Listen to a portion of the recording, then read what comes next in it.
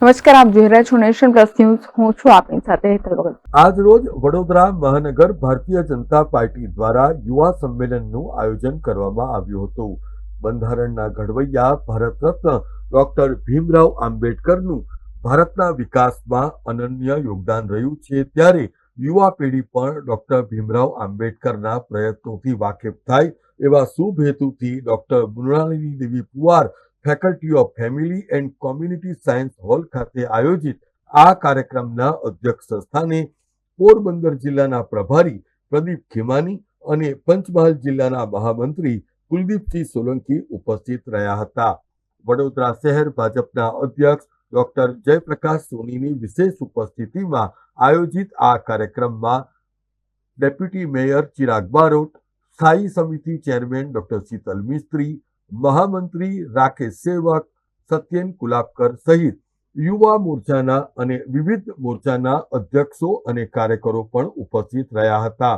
પોરબંદર જિલ્લાના પ્રભારી પ્રદીપ ખીમાનીએ પત્રકારોને જણાવ્યું હતું કે ભારતીય જનતા પાર્ટી વડોદરા મહાનગર દ્વારા આયોજિત આ કાર્યક્રમમાં તેઓ આજે મુખ્ય વક્તા તરીકે ઉપસ્થિત થયા છે, ત્યારે આગામી પેઢી પણ ડોક્ટર ભીમરાવ આંબેડકરના યોગદાન વિશે સુપેરે જાણી શકે એવા હેતુથી આ કાર્યક્રમ યોજાયો છે.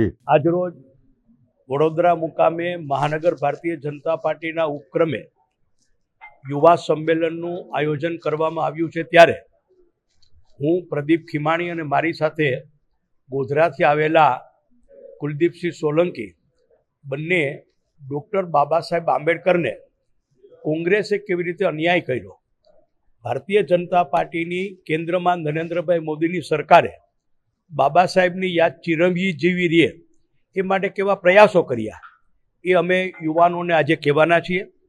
સાથે સાથે કોંગ્રેસે બંધારણ સાથે જે ચેડા કર્યા છે, જેની યુવાનોને જાણકારી નથી હોતી, એટલે આજે એમની પણ માહિતી અમે આપી અને ભારતીય જનતા પાર્ટીની સરકારે બંધારણમાં જે કાંઈ નાના મોટા ફેરફારો કર્યા છે, દેશ હિતમાં કર્યા છે, એ વાત પણ આજે અમે કહેવા માટે આવ્યા છીએ. ત્યારે આજે હું આ મીડિયાના ચેનલના માધ્યમથી ડૉક્ટર બાબા સાહેબ આંબેડકરને પ્રણામ કરું છું, વંદન કરું છું, એમને શ્રદ્ધાંજલિ અર્પું છું. મેં તમને કીધું જ કે બાબા સાહેબ આંબેડકરને કોંગ્રેસે કેવી રીતે અન્યાય કર્યો એની વાસ્તવિકતાઓ આજે અમે કહેવા માટે લોકોને, યુવાનોને ખાસ આવ્યા છીએ અહીંયા. અત્રે ઉલ્લેખનીય છે કે ડોક્ટર ભીમરાવ આંબેડકરની 134મી જન્મ જયંતિની ભારતીય જનતા પાર્ટી દ્વારા અત્યંત ઉત્સાહભેર વાતાવરણમાં ઉજવણી કરવામાં આવી છે. એટલું જ નહીં, પરંતુ આગામી દિવસો દરમિયાન પણ ડોક્ટર આંબેડકરના આ અમૂલ્ય યોગદાનને બિરદાવવા માટે ભારતીય જનતા પાર્ટી દ્વારા વિવિધ તબક્કાના કાર્યક્રમોનું પણ આયોજન કરવામાં આવ્યું છે. જેના ભાગરૂપે આયોજિત આ કાર્યક્રમ થકી યુવાઓને પણ ડોક્ટર બાબા સાહેબ આંબેડકરના યોગદાન વિશેની જાણકારી મળી શકશે એવો આશાવાદ ડોક્ટર જયપ્રકાશ સોની દ્વારા વ્યક્ત કરવામાં આવ્યો હતો. ડૉક્ટર બાબા સાહેબ આંબેડકર જેઓ ભારતના બંધારણના ઘડવૈયા છે, એમની 134મી જન્મ જયંતિ હમણાં 14 એપ્રિલ 2025ના રોજ ગઈ. 13 તારીખથી લઈને 25 તારીખ સુધી અનેકવિધ કાર્યક્રમોનું આયોજન ભારતીય જનતા પાર્ટી વડોદરા મહાનગર દ્વારા કરવામાં આવેલું છે. 13 તારીખે અમે જેટલી પણ પ્રતિમાઓ શહેરમાં હતી, કુલ 13 પ્રતિમાઓ પૂરા શહેરમાં આવેલી છે, ત્યાં અમે સાફ સફાઈ, સુશોભન અને દીપોત્સવનો કાર્યક્રમ કર્યો સાંજે. બીજા દિવસે સવારે દરેક પ્રતિમા ઉપર પુષ્પાંજલિ, માલ્યાર્પણનો કાર્યક્રમ થયો અને મીઠાઈ વહેંચી. સંકલ્પ ભૂમિ પર પણ અમે એ જ પ્રકારનો કાર્યક્રમ કર્યો. એ જ ક્રમમાં અમારા બધા જ કાર્યકર્તાઓના માધ્યમથી દિનાંક 14 એપ્રિલથી લઈને 20 એપ્રિલ સુધી કુલ મળીને 1200થી વધુ બૂથમાં બાબા સાહેબ આંબેડકરજીના જીવન પર જીવન કથન વાંચનનો કાર્યક્રમ પણ અત્યારે પૂરજોશમાં ચાલી રહ્યો છે.